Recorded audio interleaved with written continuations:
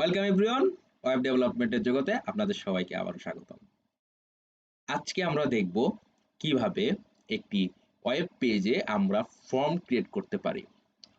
Form বলতে বোঝানো হচ্ছে যে আমরা যে বিভিন্ন পেজগুলোতে লগ ইন ফর্ম দেখতে পাই, সাইন আপ ফর্ম দেখতে পাই, বা আমরা বিভিন্ন ফর্ম দেখতে পাই যেখানে আমরা বিভিন্ন ডাটা দিতে পারি।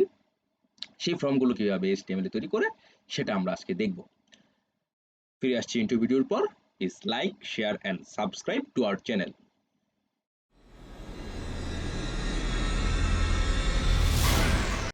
আমরা নোটপ্যাড প্লাস প্লাসে চলে যাই। আমরা একটা ফাইল তৈরি করে নিচ্ছি form.html নামে। আচ্ছা, ফর্ম তৈরি করার জন্য আমাদের যে ট্যাগটি ইউজ করতে হয়, ট্যাগটির নাম ফর্ম, ফর্ম। ট্যাগটির ওপেনিং এবং ক্লোজিং ট্যাগ আছে। এখন আমরা ইনপুট দেওয়ার জন্য যে বক্সগুলো দেখতে পাই, এই বক্সগুলো তৈরি করার জন্য আমাদের ইনপুট ট্যাগের সাহায্য নিতে হয়। ইনপুট ট্যাগের সাহায্য নিতে হয়। ইনপুট ট্যাগ একটা সিঙ্গেল ট্যাগ যেখানে আমাদের টাইপ ডিক্লেয়ার করতে হয়। মনে করেন আমরা আর ইন ট্যাগগুলোর সামনে যে লেবেলগুলো থাকে, মনে করেন আমরা বলি নেম বক্স থাকে, তাহলে আমরা সেই বক্সে নেম ইনপুট দিই, সেগুলো হচ্ছে লেবেল। তাহলে লেবেল লিখতে হলে লেবেলের opening tag, closing tag,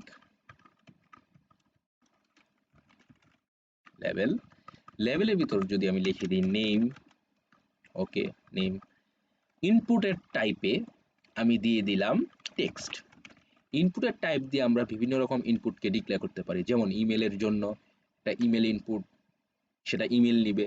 phone number জন্য ফোন টাইপ, ইমেলের জন্য ইমেল টাইপ, পাসওয়ার্ড জন্য password type, input type declare করতে হয়। দেখি আমাদের এই ট্যাগটি কেমন তৈরি হয়েছে। চলুন দেখি আমাদের কোডটি কেমন তৈরি হয়েছে এবং আমরা ব্রাউজারে সেটাকে রান করি। এই দেখুন আমাদের নেম নামে একটা লেভেল তৈরি হয়ে গেছে এবং সেখানে একটা ইনপুট টাইপ তৈরি হয়ে গেছে যেখানে আমরা অনেক কিছু লিখতে পারি। যেমন আমরা লিখলাম কাস্ট। ওকে, এরকম আমরা অনেকগুলো ফিল্ড তৈরি করি। চলুন আমরা কাজের সুবিধার্থে এটাকে কপি করে নিচ্ছি।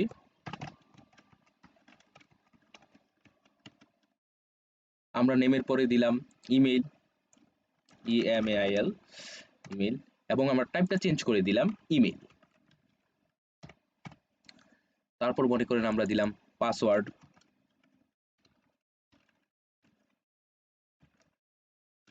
পাসওয়ার্ড, টাইপটাও চেঞ্জ করে দিলাম পাসওয়ার্ড।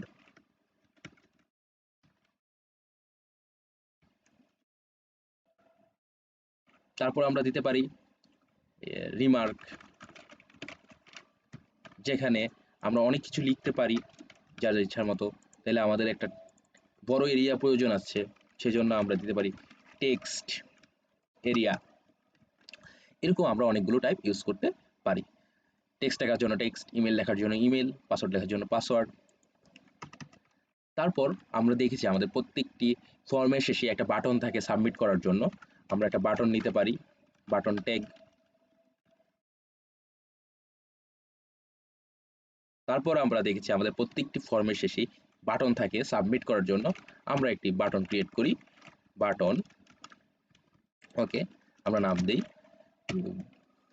সাবমিট। বাটনেরও টাইপ ডিক্লেয়ার করা যায়। আমরা এই বাটনের টাইপ ডিক্লেয়ার করে দিই, যেহেতু আমি বাটন দিয়ে সাবমিট করব, সেই বাটনের টাইপ হচ্ছে সাবমিট।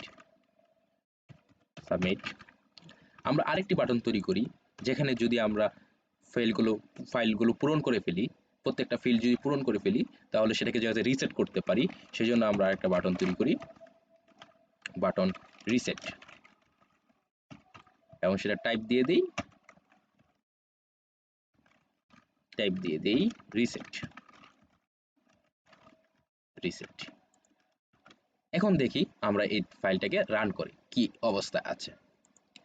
দেখুন আমাদের সবগুলো ফিল্ড একটা লাইনে চলে আসছে, একটা রোতে চলে আসছে।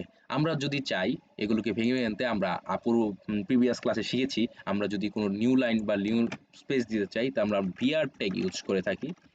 আমরা বিআর ট্যাগ দিয়ে দিলাম প্রত্যেকটি ইনপুটের শেষে, তাহলে সেটা ইনপুটের পর একটা নতুন লাইন ক্রিয়েট করবে এবং এটা পরবর্তী লাইনে চলে যাবে। টেক ওকে, দেখি এবার আমাদের ফর্মটা কেমন লাগে। এই দেখেন আমাদের ফর্মটা অনেক সুন্দর লাগতেছে। আমরা চাইলে আরেকটা বিয়ার করে দিয়ে আসতে পারি যাতে আমাদের গ্যাপটা আরেকটু বেশি থাকে, নিউ লাইন আরেকটা নতুন তৈরি হয়, তাহলে আমাদের ফর্মটা দেখতে আরো সুন্দর লাগবে। কন্ট্রোল এস, আমি বারবার বলছি আপনারা সবসময় ফাইলটাকে সেভ করে নেন। দেখুন আমাদের ফর্মটা তৈরি হয়ে গেছে। তাহলে আমরা এখানে কি দিতে পারি, নেম দিতে পারি। নেম দিলাম কাস্টেক, কাস্টেক। তারপর আমরা ইমেল দিতে পারি কাস্টেক।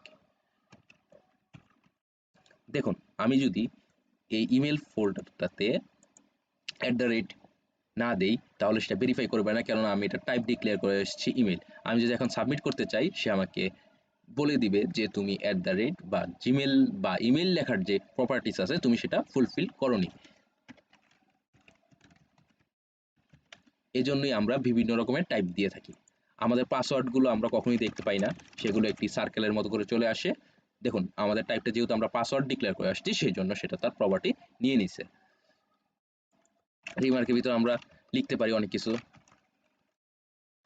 This is my form,